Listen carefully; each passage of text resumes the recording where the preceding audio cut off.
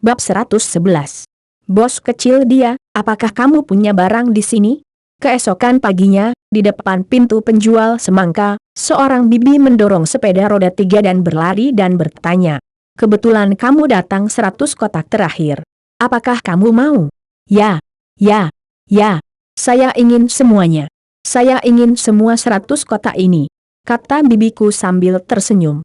Aku berkata, Bibiksu, ketika kamu membeli barang kemarin lusa, kamu bisa memesan 200 kotak sekaligus 200 kotak ini sudah terjual. Dia semangka bertanya dengan heran. Itu terjual habis. Tadi malam terjual habis. Akibatnya, lebih dari selusin pria kecil mendatangi saya di tengah malam dan meminta saya untuk hal ini. Saya takut mengganggu istirahat Anda, jadi saya datang untuk membelinya pagi-pagi, kata bibi sambil tersenyum. Harga pembelian 200 kotak ini adalah 4 yuan per kotak, dan keuntungan bersihnya adalah 5 yuan per kotak. 200 kotak adalah 200 yuan. Penjualan hari ini tentang untung 10 hari. Tidak bisakah bibi berhenti tertawa? Artinya, kamu memiliki keberanian dan keberanian.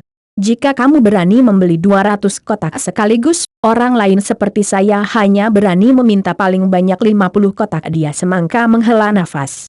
Dengan kata lain, dia tidak berkelahi dan tidak mengenal bibi ini. Bibi adalah orang yang mengembalikan barang kepadanya sebelumnya. Ketika ELF sedang panas di seluruh kota, dia berani datang dan membeli barang. Berkat kebaikan semangka saat itu, bibi sejak saat itu menganggap semangka sebagai keponakannya. Dia mengirim semangkuk sup kacang hijau musim panas ini dan jaket berlapis kapas kecil di musim dingin. Dia juga berencana mengenalkan semangka yang diperkenalkan oleh bayi perempuannya. Biasanya, jika tidak ada pekerjaan, Anda datang berkunjung, mengucapkan kata-kata baik kepada semua jenis orang, dan berinisiatif membawa bisnis ke semangka. Dia semangka sangat terharu berkali-kali. Beberapa orang berpikir bahwa banyak perilaku bibi dan paman di masyarakat sangat tidak tahu malu dan menjijikan, tetapi selama Anda benar-benar berkomunikasi dengan mereka, bibi dan paman ini juga adalah kerabat terbaik Anda. Kalau tidak, bagaimana mereka yang menjual produk kesehatan menipu begitu banyak bibi dan paman? Itu karena paman dan bibi ini benar-benar memperlakukan orang lain sebagai anak mereka sendiri. Untuk turun ke bisnis, Bibiksu adalah orang pertama yang menanggapi pendistribusian kendaraan 4WD karena hubungannya yang baik dengan semangka. Kemudian, setelah mendengar bahwa semangka menjamin bahwa kendaraan 4WD dapat terjual dengan baik, dia memasukkan 200 kotak kendaraan 4WD sekaligus, menjadi kantin individu dengan pembelian terbesar di Provinsi Jiangsu dan Zhejiang. Hasilnya tentu saja memuaskan. Bibiksu mengira 200 kotak mobil 4WD miliknya dapat terjual lebih dari 10 hari secepat mungkin. Akibatnya, semuanya terjual habis dalam waktu kurang dari 1 hari. Tidak hanya dia menjual pendek di sini, tetapi semua toko kelontong di sekitarnya terjual habis, jadi dia tiba di semangka pagi-pagi sekali dan ingin membeli paket lagi. Tak disangka, dia semangka, agen umum, hanya tersisa 100 kotak. Aku berkata, Xiaohi, kapan akan ada barang baru setelah kamu terjual habis? Diperkirakan semua 100 kotak telah terjual dalam waktu kurang dari sehari. Bibi membeli barang dan memiliki beberapa kekhawatiran pada saat yang sama. Lagi pula, sekarang 4WD adalah uang. Dia bisa menjual sebanyak yang dia punya. Dia juga ingin membeli lebih banyak barang. Aku khawatir itu sulit. Dia semangka menggelengkan kepalanya dengan senyum pahit. Saya tidak bisa mendapatkan barang baru setidaknya dalam 10 hari, atau bahkan sebulan. Jika saya menginginkan lebih banyak barang, agen di provinsi dan kota lain akan menyemprot saya sampai mati. Kenapa? Semua orang membeli barang bersama. Kenapa mereka menyemprotmu? Tanya Bibiksu bingung.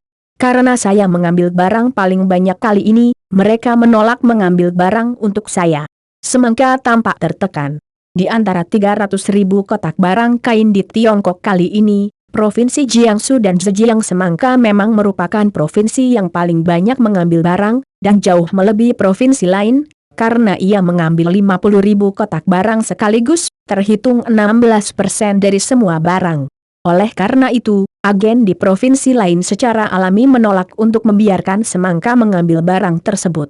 Mereka mengatakan bahwa semangka tidak boleh mengambil barang sampai mereka memiliki cukup 50.000 kotak barang, jika tidak maka tidak adil. Secara wajar, agen di provinsi ini tidak salah, tetapi semangka penuh dengan keluhan dan depresi, karena semangka bisa mendapatkan begitu banyak barang, bukan karena semangka melewati pintu belakang bersamanya, atau memiliki hubungan yang baik dengan bos dan mendapatkan begitu banyak barang, tetapi agen di provinsi dan kota lain memberikannya kepadanya. Sebulan yang lalu, setelah Jia Yapeng memutuskan untuk mengadakan distribusi barang secara nasional dan menetapkan jumlah total 300.000 kotak, wajar untuk mendistribusikan 300.000 kotak ini. Di awal periode, Jia Yapeng meminta agen di berbagai provinsi dan kota untuk melaporkan jumlah kotak yang mereka inginkan, lalu mendistribusikannya sesuai kebutuhan. Namun, yang tidak diharapkan Jia Yapeng adalah angka yang dilaporkan oleh berbagai provinsi dan kota sangat populer. Selain angka normal 20.000 kotak untuk Mutiara Timur Provinsi Sujiang, angka yang diberikan oleh provinsi dan kota lain yang langsung di bawah pemerintah pusat hanya beberapa ribu kotak, dan agen di beberapa provinsi hanya 1.000 kotak. Bersama-sama, jumlah provinsi dan kota ini kurang dari 100.000 kotak. Anda tahu, Jia Yapeng telah menetapkan total 300.000. Jia Yapeng yang marah ingin menelepon dan memarahi agen di setiap provinsi, terutama Chen Liren Sialan, yang merupakan agen jenderal besar di utara, hanya membutuhkan 20.000 kotak. Orang yang meraup jutaan nima ke pasar saham hanya membutuhkan puluhan ribu kotak barang. Jia Yapeng yang marah menginginkan satu-satunya untuk menyambutnya langsung ke wajahnya. Apa yang mereka maksud? Tidakkah Anda percaya bahwa mobil 4WD perusahaan dapat laris manis? Nyatanya, pemikiran orang-orang ini bisa dimaklumi, karena 4WD adalah produk baru. Meskipun Presiden Jia meledakkan 4WD yang tak tertandingi di dunia pada pertemuan tersebut, dia akan dapat menghasilkan banyak uang dan menghasilkan banyak uang. Meskipun Jia Yapeng memang memiliki contoh di ELF, mobil 4WD ini bukanlah makanan, dan masih harus menjual mainan mahal seharga 5 yuan per kotak. Hal-hal seperti itu benar-benar dapat menghasilkan uang. Akankah banyak anak bersedia membayarnya? Semua agen penuh dengan keraguan. Lagi pula, menurut kebijakan perusahaan, mereka harus membayar emas dan perak asli untuk pembelian. Jika mereka melaporkan 10.000 kotak, mereka harus membayar 30.000 tunai. Jika mobil 4WD ini tidak bisa dijual, semua 30.000 akan hanyut. Jadi mau tidak mau mereka lebih berhati-hati. Di antara semua provinsi dan kota, hanya semangka dari provinsi Jiangsu dan Zhejiang yang melaporkan jumlah 50.000 kotak sekaligus, yang telah menjadi yang paling mandiri di antara semua dealer. Pada akhirnya, Jia Yapeng menyerah meminta provinsi dan kota untuk mendeklarasikan diri. Sebaliknya, dia membagi proporsi secara langsung sesuai dengan volume penjualan ELF di setiap provinsi dan kota tahun lalu, dan tidak mengizinkan dealer untuk menolak. Dealer di provinsi dan kota ini tidak bisa menahannya. Meskipun prospek penjualannya tidak jelas, pada analisis akhir, meskipun total kerugiannya hanya puluhan ribu yuan, itu tidak ada artinya dibandingkan dengan pendapatan ELF yang lebih dari 100.000 yuan per bulan. Jika mereka tidak mendengarkan perintah Presiden Jia dan membuat Presiden Jia langsung memutus keagenan mereka, itu akan berakhir. Belum lagi beberapa dealer dan perusahaan di beberapa provinsi dan kota merupakan anak perusahaan langsung di bawah kantor pusat, dan mereka tidak memilikinya hak untuk menolak Jia Yapeng. Oleh karena itu, jumlah kain provinsi dan kota ini didistribusikan sesuai dengan volume penjualannya, kecuali provinsi Jiangsu dan Zhejiang yang berani. Karena mereka melaporkan 50.000, Jia Yapeng memberinya 50.000 semangka. Hasil akhir membuktikan bahwa kemampuan dan penglihatan semangka memang sangat kuat, tetapi ketika yang lain menjual semua persediaan mereka di suatu pagi, 50.000 kotak semangka miliknya berjuang sampai sore hari kedua. Tetapi bahkan 50.000 kotak masih terjual habis. Selanjutnya, seluruh negara akan kehabisan stok dan kehabisan stok. Anak-anak malang itu akan berada dalam penantian yang tertekan lagi. Bab 112.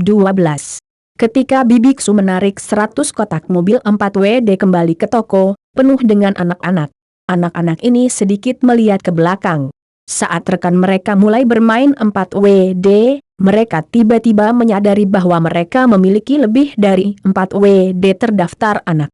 Akibatnya, pada saat mereka bergegas ke kantin, semua mobil 4 WD telah terjual habis, tetapi pagi ini Bibiksu membual bahwa mereka telah membeli barang, jadi anak-anak menunggu di depan pintu Bibiksu.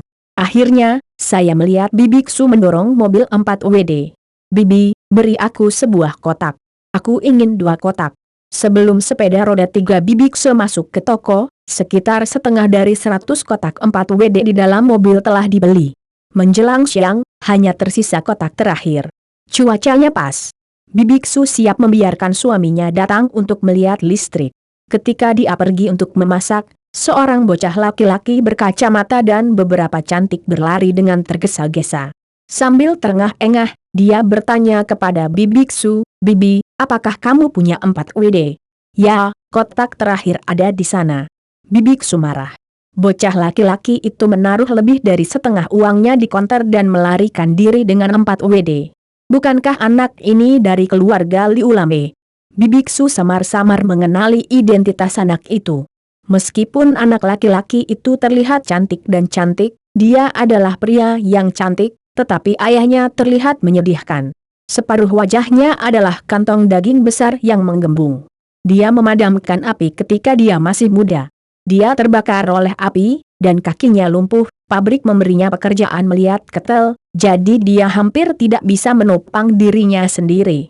Adapun anak-anaknya, konon bukan anaknya sendiri, melainkan ayahnya yang memungutnya dari tempat sampah. Bisa dibayangkan betapa sulitnya kehidupan yang biasa mereka jalani. Tanpa diduga, anak itu tidak tahan dengan godaan 4 WD dan mengambil 5 yuan untuk membeli mainan. Bibiksu melihat ke sudut dan menunjuk ke konter, tetapi tidak ada uang yang lengkap. Dia lebih yakin bahwa ini adalah anak dari keluarga Liu lumpuh. Lagi pula, hanya mereka yang akan menggunakan uang sebanyak itu untuk membeli barang. Anak itu juga pecundang. Aku tidak tahu apakah Liu lumpuh akan memukuli anak malang itu ketika dia pulang. Lagi pula, gajinya hanya 80 yuan sebulan. Bibiksu menggelengkan kepalanya seolah-olah dia telah melihat bahwa lelaki kecil itu tidak akan berguna di masa depan dan menjadi model gangster kecil. Anak itu pulang dengan sekotak 4 WD di tangannya. Pertama, dia mengamati penampilan seluruh kotak. Kotak persegi panjang dengan latar belakang putih dicetak dengan gambar Sonic Ares di bagian depan. Pada posisi paling menonjol di pojok kanan atas, tercetak ikon mirip kaleidoskop, diikuti dengan kalimat Dakian Yizhi, partner saya. Ini adalah merek dagang dari grup Dakian. Ini adalah pola merek dagang yang dirancang oleh Jia Yapeng sendiri. Di tengahnya ada telapak tangan kecil seorang anak, dikelilingi oleh 12 pasang sayap putih dan hitam yang menunjukkan pola melingkar Tai Chi.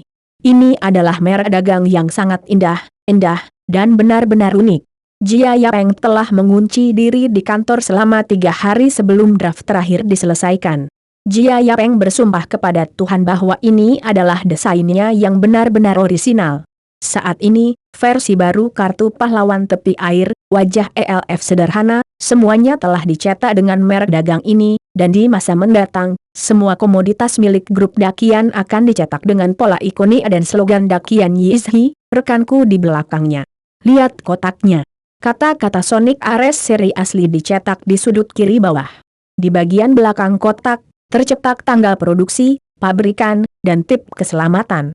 Terakhir, ada kalimat harga eceran nasional komoditas ini adalah 5 yuan. Jika Anda menemukan bahwa harga jual pedagang Anda pun lebih tinggi dari 5 yuan, Anda dapat melaporkannya melalui telepon. Terima kasih atas dukungan Anda. Ini adalah kalimat yang secara khusus diminta untuk ditambahkan oleh Jia Yapeng, karena Jia Yapeng telah meramalkan bahwa beberapa oknum bisnis dapat menaikkan harga untuk menjual mobil 4 WD. Apalagi sekarang, 300.000 kotak barang di seluruh negeri terjual habis dalam semalam. Anda dapat menebak dengan keras bahwa beberapa bisnis dan bahkan dealer akan menimbun barang dan kemudian menaikkan harga jualnya, sehingga Anda tidak bisa mendapatkan mobil 4 WD seharga 5 yuan, mereka akan menjualnya seharga 10 yuan, atau bahkan 50 yuan per kotak. Alasan Jia Yapeng mematok harga seri aslinya yaitu versi basic 4WD seharga 5 yuan, harga ayah Keng, yang hanya bisa diuntungkan Jia Yapeng sebesar 1 yuan, karena Jia Yapeng ingin sepenuhnya merebut pasar dan membangun reputasi yang baik di mulut anak-anak.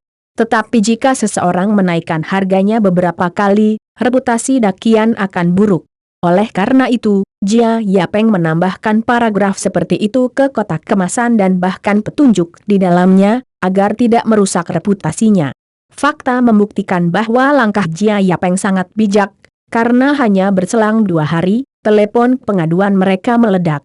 Ribuan toko kelontong di seluruh negeri dikeluhkan, dan bahkan 12 dealer tingkat prefektur dan dealer provinsi diketahui telah bergabung untuk menyimpan barang secara diam-diam.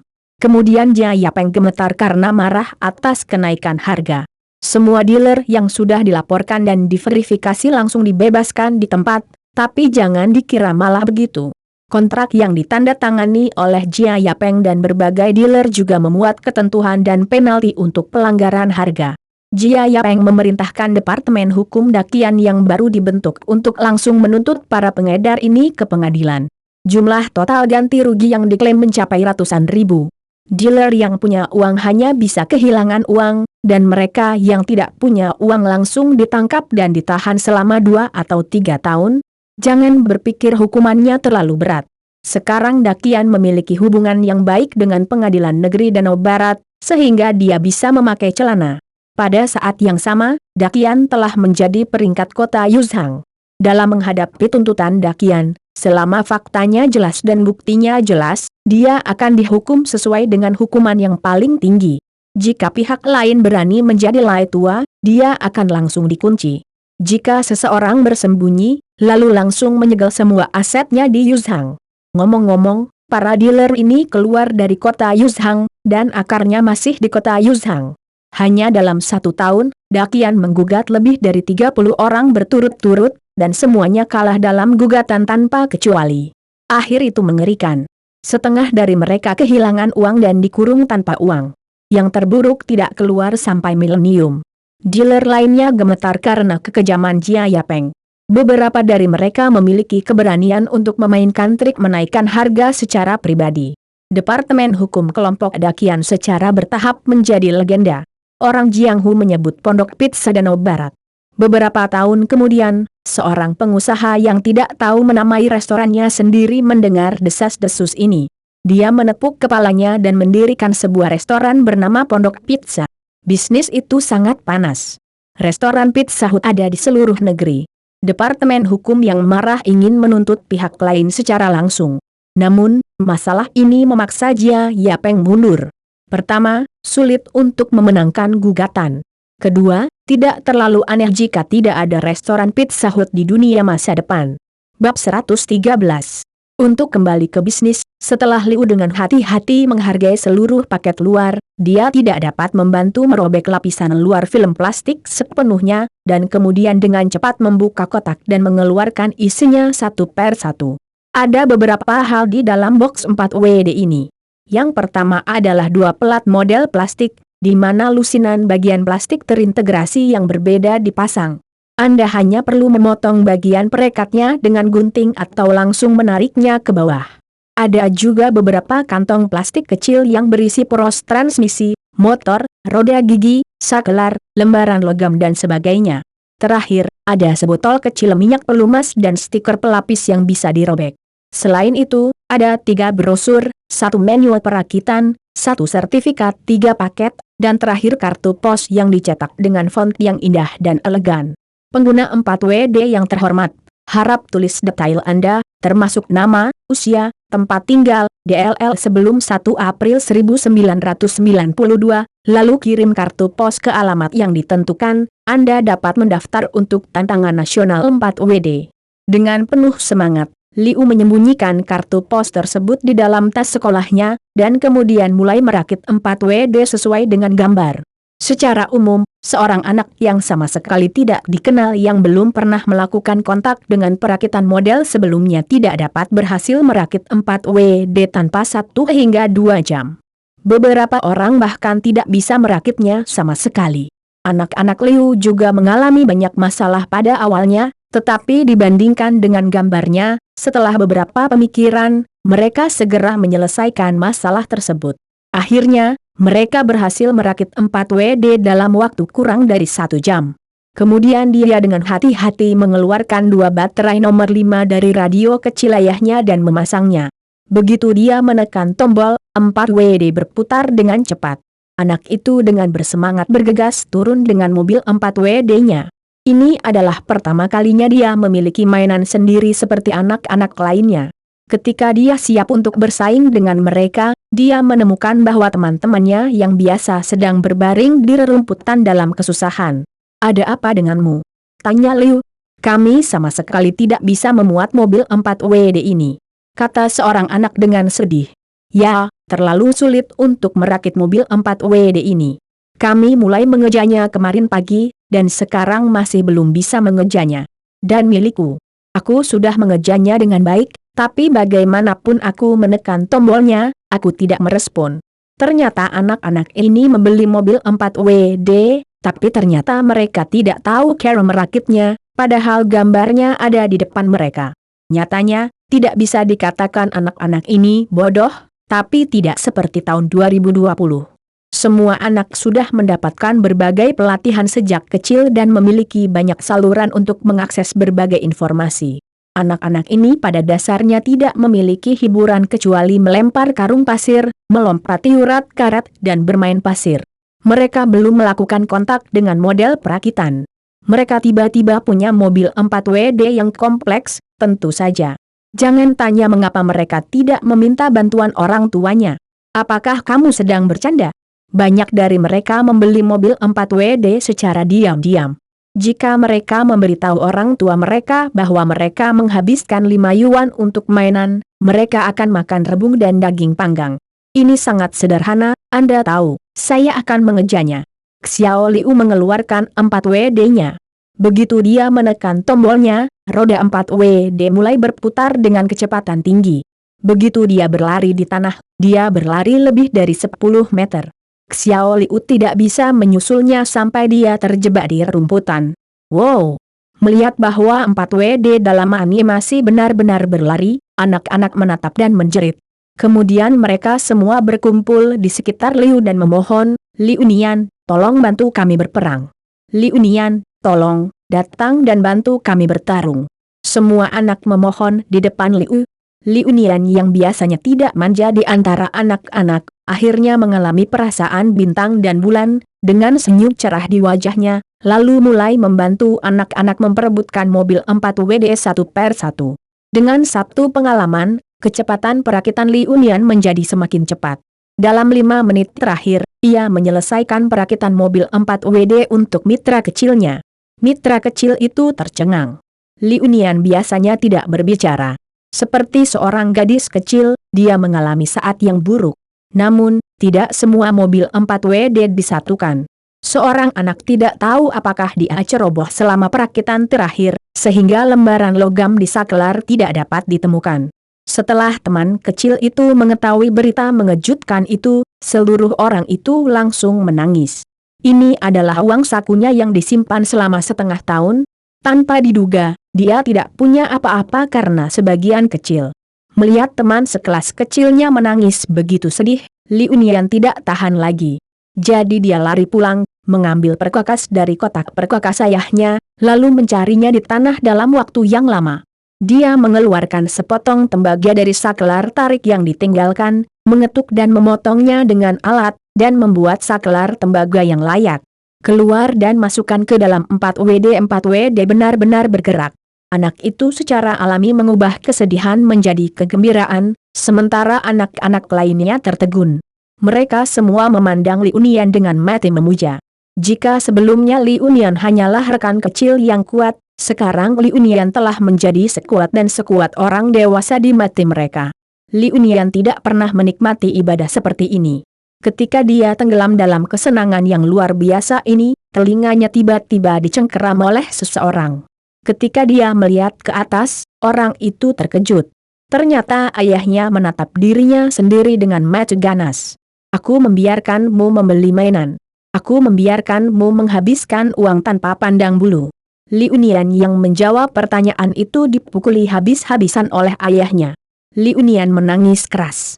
Namun, ketika ayahnya memintanya untuk segera mengembalikan barang dan mendapatkan uangnya kembali, Liu Nian memegang 4 WD-nya dan menolak untuk hidup atau mati, yang membuat ayahnya semakin marah. Akibatnya, dia lupa pergi ke pabrik untuk bekerja lembur untuk melihat ketel. Saya memukul Liu Nian di rumah. Namun, ayahnya tidak terlalu menyakiti Liu Nian. Pantat kecil Liu Nian berwarna merah. Ketika ayah dan putranya menemui jalan buntu, bagian luar jendela tiba-tiba menjadi merah, seperti pantat kecil Liu Nian, yang jelas sangat cantik dan tidak normal di malam hari. Ayahnya melihat arah merah dengan jelas, dan seluruh orang itu linglung. Kemudian dia segera meninggalkan Liu Nian dan bergegas menggunakan kruk. Keesokan harinya, Liu Nian mengetahui bahwa ruang ketel di perusahaan ayahnya terbakar, dan 3 pekerja di dalamnya terbakar hidup-hidup. Jika ayah Liu Nian tidak memukuli anak-anaknya di rumah malam ini, tetapi lari bekerja lembur, maka yang mati akan menjadi 4. Setelah ayah Liu Nian kembali, dia melihat Liu Nian dan mobil 4 WD dan banyak diam. Ketiga orang yang meninggal itu, karena mereka semua adalah pekerja di ruang ketel, memiliki hubungan yang sangat baik dengan ayah Liu Nian pada hari kerja. Mereka merokok, minum, dan mengorbankan gigi bersama di hari kerja, seperti saudara. Tentang karena kematian teman baiknya, ayah Liu Nian tidak menyalahkan Liu Nian. Sebaliknya, dia bertanya kepada Liu Nian apakah dia benar-benar menyukai 4 WD ini, dan kemudian di waktu luangnya, dia mengajari Liu Nian beberapa pengetahuan yang berkaitan dengan mesin dan elektronik. Anda harus tahu bahwa ayah Liu Nian pernah menjadi mahasiswa yang penuh semangat dan pengetahuan, tetapi ia ditinggalkan karena bencana. Dengan kesempatan ini, Liu Nian mulai mengikuti ayahnya dan belajar sendiri semua jenis pengetahuan yang relevan. Saat ini, Liu Nian hanyalah seorang siswa sekolah dasar di kelas 5. Apa yang tidak diketahui Liu Nian adalah bahwa hidupnya telah berubah karena 4 WD yang tiba-tiba, dan dia tidak lagi sama seperti dalam sejarah. Awalnya, ayahnya pergi bekerja lembur karena dia tidak memukulinya. Kemudian, karena kaki dan kakinya tidak nyaman, tidak mungkin untuk melarikan diri dari api yang tiba-tiba, dan akhirnya mati terbakar di ruang ketel. Liu Nian menjadi gangster karena kehilangan perawatan ayahnya. Belakangan, ia kecanduan narkoba. Akhirnya, ketika dia berusia kurang dari 18 tahun, dia dibacok hidup-hidup dalam pertarungan Jianghu. Tidak ada yang tahu setelah dia meninggal untuk waktu yang lama. Anak tanpa ayah dan ibu menghilang diam-diam di dunia. Bab 114. Kabar baik, Jia kecil. Berita bagus. Pada pagi hari tanggal 17 Januari, Jia Yapeng, yang baru saja kembali ke kantornya, mengetahui bahwa Dai telah menelepon dirinya sendiri lebih dari selusin kali berturut-turut untuk menanyakan apakah dia datang untuk bekerja. Jia Yapeng mengira ada yang salah dengan dinasti kekaisaran. Dia segera menelepon kembali dan bertanya. Tanpa diduga, begitu telepon tersambung, dia mendengar suara bersemangat Dai. Suara Dai sangat bersemangat sehingga Jia Yapeng tidak bisa mendengar apa yang dia bicarakan. Butuh waktu lama untuk mengetahui bahwa dia telah memenangkan penghargaan. Dia masih memenangkan penghargaan drama animasi anak-anak terbaik dari Starleague Award Top negara itu. Penghargaan Starleague? Kenapa aku belum pernah mendengar tentang penghargaan ini? Apakah ini benar-benar yang terbaik di negara ini? Jia Yapeng berkata sambil tersenyum di telepon, hampir membunuh Dai. Penghargaan Bintang Huaxia TV adalah penghargaan pemerintah yang disponsori oleh radio, film, dan televisi administrasi negara. Dibutuhkan kesatuan pemikiran, seni, dan apresiasi sebagai standar evaluasi. Penghargaan Bintang adalah salah satu dari 3 nasional penghargaan pemerintah diikat dengan drama TV Huaxia, penghargaan terbang dan penghargaan film Huabiao Huabiao. Ini adalah penghargaan tertinggi dari seni TV Huaxia. Dai Lao memberi Jia Yapeng care untuk mempopulerkan sains dengan menyalin pengenalan ensiklopedia Baidu di telepon. Oh, Jia Yapeng mengangguk. Di antara ketiga penghargaan tersebut, penghargaan Flying Sky dan penghargaan Huabiao belakangan sering diberitakan di televisi dan media. Hanya Starleague Award ini yang tidak terlalu terkenal di generasi selanjutnya. Ketidakjelasan Jia Yapeng juga merupakan hal yang bisa dimaafkan. Ngomong-ngomong, Xiao Jia, ini adalah penghargaan tertinggi yang dapat diperoleh animasi TV kami di Cina, dan kami juga mencetak rekor, menjadi serial animasi Cina pertama yang memenangkan Star Award untuk serial animasi anak-anak terbaik, yang merupakan terobosan bersejarah. Saya mendengar bahwa Dai sangat bersemangat. Tidak mungkin. Tidak ada TV animasi yang memenangkan penghargaan sebelumnya. Jia Yapeng bertanya dengan tidak percaya. Benar-benar tidak, kata Dai sambil tersenyum.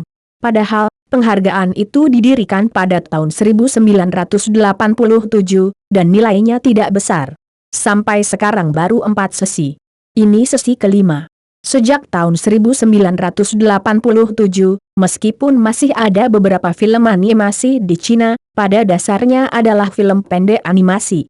Hanya ada 2 serial animasi, yaitu Petualangan Raja Ceroboh tahun 1987 dan Suk dan Beta tahun 1989. Kedua animasi ini sangat terkenal. Mereka memenangkan penghargaan lebih dari cukup. Mengapa mereka tidak menang? Jia Yapeng bertanya dengan heran.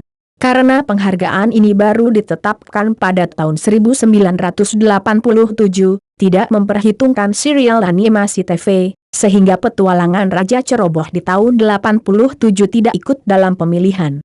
Nantinya, penghargaan untuk serial animasi TV terbaik ditetapkan pada 1989, tetapi penulis asli Suke dan Beta memiliki temperamen yang aneh dan memiliki banyak hal yang tidak menyenangkan dengan Biro, jadi dia tidak diberikan.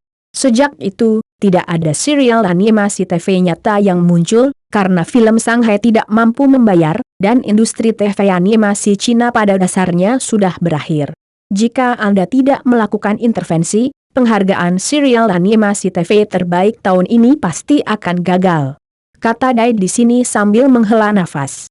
Memang, sejak 1990, animasi TV Cina telah jatuh ke dalam dekade tergelap. Dari tahun 1990 hingga 2000, Cina bahkan belum pernah membuat animasi TV sendiri. Selain alasan ekonomi, alasan yang lebih penting adalah animasi asing, terutama animasi fusang berkualitas tinggi dalam jumlah besar, telah berdampak pada pasar domestik, dan serangkaian animasi fusang seperti Saint Fighter, 7 Bola Naga, Transformer, Legenda Petarung Dewa Iblis dan Petarung Naga telah diperkenalkan ke Tiongkok. Biaya pengenalan animasi ini relatif rendah, yang jauh lebih hemat biaya daripada animasi dalam negeri. Bahkan perusahaan seni papan atas seperti Sangying kewalahan. Meskipun jadi kemudian membalas dan membuat film animasi domestik seperti Lampu Baolian, yang selalu berada di puncak bisnis domestik, dan ada animasi TV Saya Tergila-Gila dengan lagu pada tahun 2002, saya tidak melakukannya. Berharap ini menjadi serangan balik terakhir. Setelah Saya Tergila-Gila menyanyi, Sangying pada dasarnya memasuki situasi bangkrut. Saya khawatir itu tidak akan ada lagi jika negara tidak mengizinkan kartu animasi Huaxia jatuh. Bahkan pada tahun 2020, film Shanghai belum pulih vitalitasnya, juga belum membuat 1 atau 2 langkah untuk menyegarkan penonton Cina. Sebaliknya, ia mulai memakan buku lama dan terlibat dalam versi baru Sheriff Kucing Hitam dan Boneka Labu versi baru. Saya Tergila-Gila dengan lagu.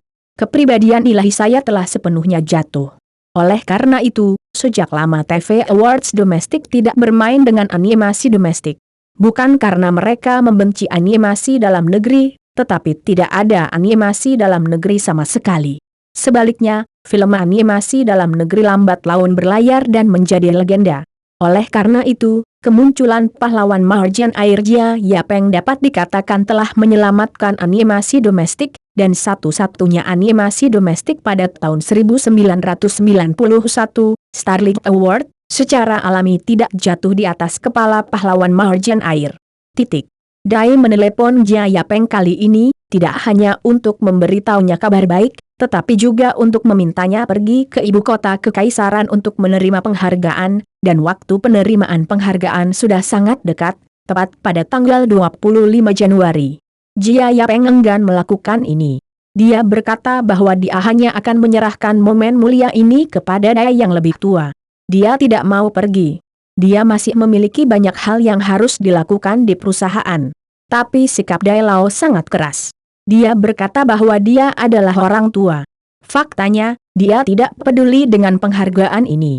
Apalagi dia punya banyak penghargaan, yang tidak penting lagi. Namun, sebagai pendatang baru di industri animasi, Jia Yapeng harus menghadiri acara penghargaan tersebut, agar bisa mengenal orang-orang di industri tersebut dan mendapatkan jaringan yang baik.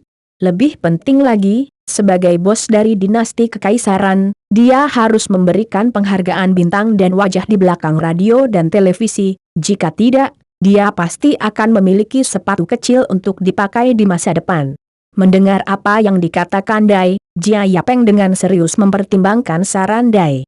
Ketika dia memikirkan 2 karung sertifikat real estate di rumahnya, dia tidak dapat menahan anggukan dan berkata, "Zhang tua yang baik, saya akan berangkat ke ibu kota kekaisaran sore ini." Begitu awal, Dai terkejut dengan jawaban ini.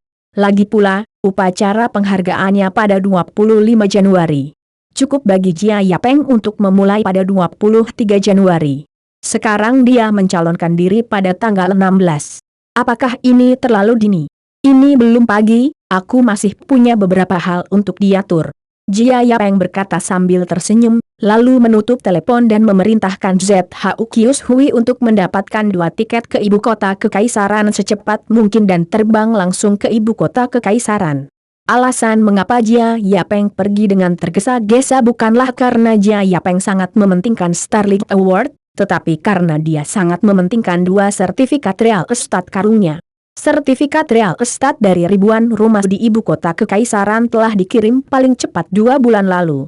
Jia Yapeng sudah menjadi pemilik ribuan rumah, namun saat itu, karena sibuk dengan tuntutan hukum dan mobil 4WD, Jia Yapeng tidak pernah mengurus sertifikat real estate tersebut. Saat ini, meski perusahaan disibukkan dengan produksi dan penjualan kendaraan 4WD, nyatanya semuanya sudah berada di jalur yang benar. Tidak perlu Jia Yapeng melakukannya sendiri. Direktur pabrik di bawah bisa memutuskan. Nyatanya, Jia Yapeng tidak ada hubungannya. Sekarang dia akan pergi ke ibu kota kekaisaran untuk menerima penghargaan. Jia Yapeng berencana untuk menangani rumah-rumah ini. Rumah-rumah ini tidak boleh kering dan berjamur di sana. Namun, Jia Yapeng tidak berniat untuk menjualnya lebih dari 10 tahun, jadi menyewanya adalah pilihan terbaik. Ada lebih dari 100.000 rumah dalam sebulan, yang bukan jumlah uang yang sedikit. Jadi Jia Yapeng membawa ZHU Kius Hui ke ibu kota kekaisaran kali ini. Dia berencana memanfaatkan waktu ini untuk mengatur sewa rumah agar dia bisa menjadi sapi perah yang stabil. Bab 115. Xu Guanglei adalah pria paruh baya yang terlihat biasa dan ringan, dengan semangat sarjana di tubuhnya, tetapi tidak ada yang tahu kecuali dia adalah orang terdekat Xu Guanglei. Bahkan, dia adalah salah satu asisten dan sekretaris seorang lelaki tua. Xu Guanglei dan beberapa asisten lainnya menerima kepercayaan orang tua itu. Dalam 10 hari, sistem cepat memindahkan seluruh provinsi Xinjiang, mempelajari banyak informasi yang relevan, dan kemudian bersiap untuk kembali ke ibu kota kekaisaran. Mereka akan mengadakan pertemuan di rumah orang tua malam ini. Ini akan menjadi sangat penting dan akan menentukan masa depan seluruh Cina, bahkan keberuntungan selama ratusan tahun. Tapi setelah lingkaran ini, hati Xu Guanglei penuh dengan kecemasan dan kecemasan. Dia tidak tahu jawaban dan hasil apa yang harus diberikan kepada lelaki tua itu. Dia bahkan penuh ketakutan untuk mengungkapkan pendapatnya. Apa yang dia katakan salah. Itu adalah pasang surut beberapa generasi.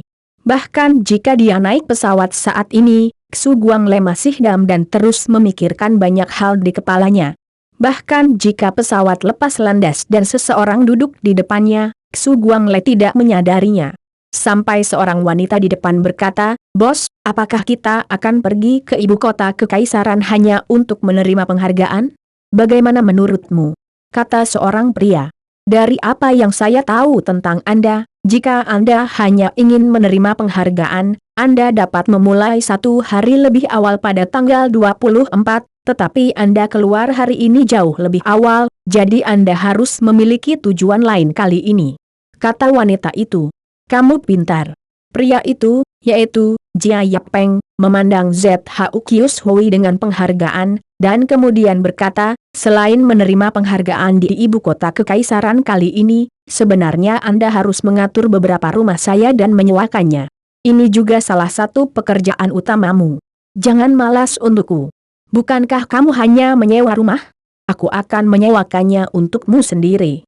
Kamu tidak harus mengurusnya sendiri, kata ZHU Kius Hui sambil berpikir. Tapi masalahnya, itu bukan rumah, itu 1000 rumah untuk disewa. Batuk.